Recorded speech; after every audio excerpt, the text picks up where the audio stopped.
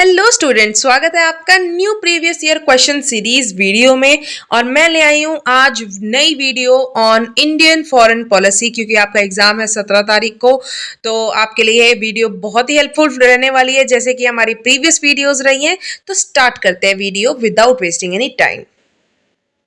पहले स्टार्ट करेंगे हम सिलेबस को जानने से, क्योंकि बच्चे दोनों टाइप के हैं मेरे पास, जिनकी तैयारी भी है और जो प्रिपेयर्ड नहीं है। ठीक है, तो हमारे पास रहेंगी सिलेबस में 4 यूनिट। सबसे पहला यूनिट जो आपका रहेगा इंडियन फॉरेन पॉलिसी, इसमें आपके मीनिंग, डिटर्मिनेंट्स एंड इवोल्यूशन, एक कहीं ना कहीं आपका एक सब्जेक्ट इंट्रोडक्शन है पहला यूनिट। दूसरा आपका जो फोकस कर रहा है वो फोकस कर रहा है with relations with different Nations, जैसे यूएसए, जो आपके मेजर कंट्रीज है, USA, Russia, China and European union. ठीक है, यूनिट 3 में आपका क्या रहेगा? यूनिट 3 में हम फोकस करेंगे अपनी नेबरहुड कंट्रीज में। ठीक है, उससे रिलेटेड हमारे क्या डिस्प्यूट्स है, माइग्रेशन इश्यूज, ठीक है, terrorism issues. And fourth unit concentrate कर रहा है कंटेम्प्रेरी मल्टीपोलर वर्ल्ड में इंडिया का सिचुएशन क्या है, क्या चैलेंजेस इंडिया को फेस करने पड़ते हैं और क्या पोजीशन इंडिया का है। ठीक है, तो बेटा आपकी ये 4 यूनिट है, बहुत ही अच्छा और क्रिस्प आपके लिए लेकर आई हूँ क्वेश्चंस जो आपने प्रिपेयर करने हैं। इट इज जस्ट कि आपको लास्ट मोमेंट पे क्या क्या क्वेश्चंस जो हैं आप कवर कर सकते हो और इजीली अपना पेपर अटेम्प्ट कर सकते हो। 2 चीजें बेटा हमेशा ध्यान रखना, मैंने आपको हमेशा बताई हैं। एक चीज तो आपने कोई भी 5 क्वेश्चंस आपने अटेम्प्ट करना है, हो सकता है किसी सिचुएशन या कोई भी प्रॉब्लम की वजह से अगर आपका कोई भी सब्जेक्ट का जो सिलेबस है वो फुल्ली प्रिपेयर्ड नहीं होता है, तो आप बहुत ही स्मार्टली, मैं आपको अभी बताऊंगी कैसे आपने प्रिपेयर करने हैं क्वेश्चंस। अगर आप वो भी क्वेश्चंस कवर करके जाते हैं, वो टॉपिक्स कवर करके जाते हैं, तो आप बहुत ही इजीली पेपर को अटेम्प्ट कर सकते हैं। तो जल्दी से करते हैं स्टार्ट। ठीक है, तो अब स्टार्ट करते हैं हम यूनिट 1 से, जिसमें बेटा क्योंकि ये इंट्रोडक्शन की बात कर रहे हैं तो सबसे इंपॉर्टेंट जो पार्ट हम बिल्कुल भी मिस नहीं कर सकते और जो कि फिक्स्ड क्वेश्चन रहेगा कोई भी न्यू सब्जेक्ट का, जैसे कंपैरेटिव पॉलिटिक्स में था, सिमिलरली इंडियन फॉरेन पॉलिसी में आपका मीनिंग, ऑब्जेक्टिव्स और प्रिंसिपल।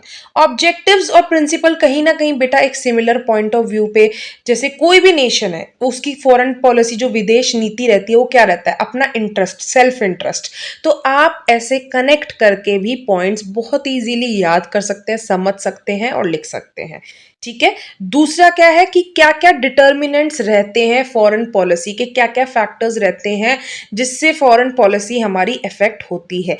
तो अगर कहीं ना कहीं आप मीनिंग समझ जाएंगे, उसके ऑब्जेक्टिव समझ जाएंगे, तो डिटर्मिनेंट्स भी बहुत इजीली आप अटेम्प्ट कर सकते हैं।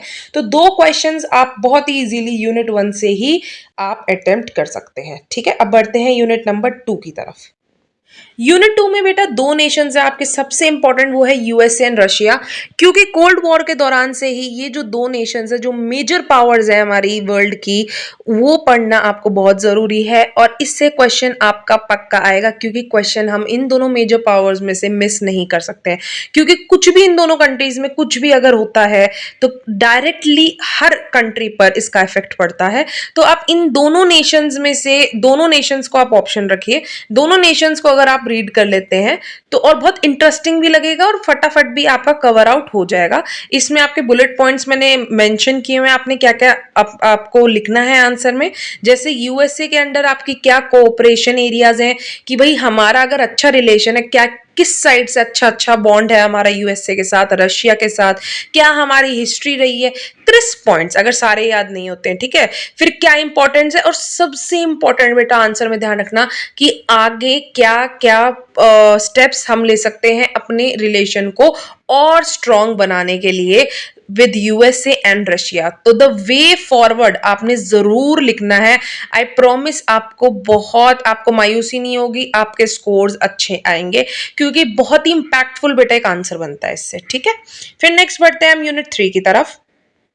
बात आएगी अब अपने पड़ोसियों की। तो नेबरहुड जो नेशंस है बेटा, इसमें आपने 2 जो सबसे मेजर इश्यूज जो अभी चल रहे हैं, अभी तक आपने जो लेटेस्ट, अगर आप करंट अफेयर्स को भी पढ़ते हैं तो उसमें एक बॉर्डर डिस्प्यूट और एक टेररिज्म मेजर टॉपिक रहा है हमारा 1-1.5 साल से। तो क्वेश्चन इससे आना पक्का बनता है, क्योंकि बॉर्डर डिस्प्यूट है हमारा विद पाकिस्तान, चाहे पाकिस्तान हो चाहे चाइना हो। ठीक है, and terrorism is the latest issue. तो आप दोनों को प्रिपेयर कर सकते हैं। टेररिज्म में क्या होगा, आपने पहले टीचर को मीनिंग समझाना होगा लिख के, क्योंकि आप लिखकर किसी को टॉपिक एक्सप्लेन कर रहे हैं तो बेटा ऐसे इजी लैंग्वेज में लिखा करो ताकि इम्पैक्टफुली टीचर को समझ में आए। कहानी नहीं लिखनी है आपने, आपने बुलेट पॉइंट में कवर आउट करना है।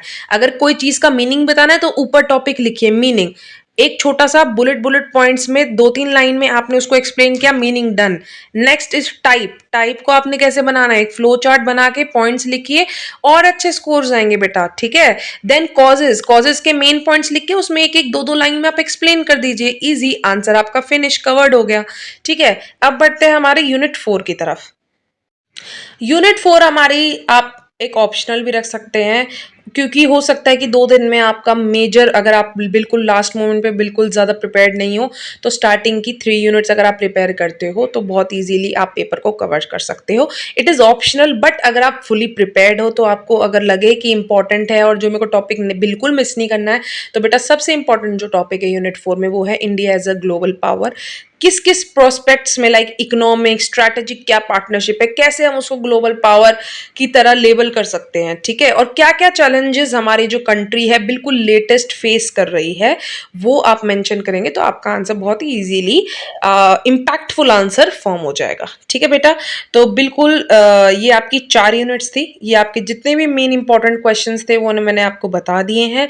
सबसे इंपॉर्टेंट जो स्टेप आपने ध्यान रखना है वो है बेटा आपका आंसर राइटिंग, एंड उससे भी ज़्यादा इंपॉर्टेंट है टाइम मैनेजमेंट।